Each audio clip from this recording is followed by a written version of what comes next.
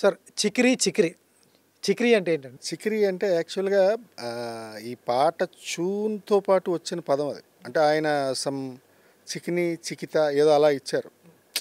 Tune ఇచ్చినప్పుడే. Okay. ఇస్తే మేము పాట రాసిన యాక్చువల్‌గా చికిరి చికిరి చికిరి చికిరి చికిరి చికిరి అని అన్నప్పుడు సార్ ఇది దానికి కూడా లిరిక్ రాయాలని డైరెక్టర్ గారు చెప్పారు ఓకే. యాక్చువల్‌గా. అయితే దానికి ఏమంటే మళ్ళీ నేనే అన్నాను, సార్ ఇది చికిరి అని పదం పెట్టుకుంటే చికిరి పాట అవుతుంది.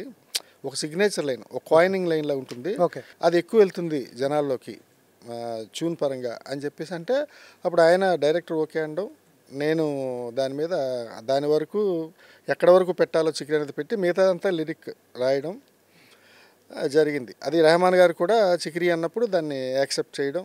దాంతోపాటు చికిరి అంటే అర్థం? చికిరి అంటే ఏం లేవు, ఈ జనబాహుళ్యంలో బోల్డు పదాలు పుడుతుంటాయి, అలా పుట్టినవే. అలా పుట్టిందే శనగపప్పు.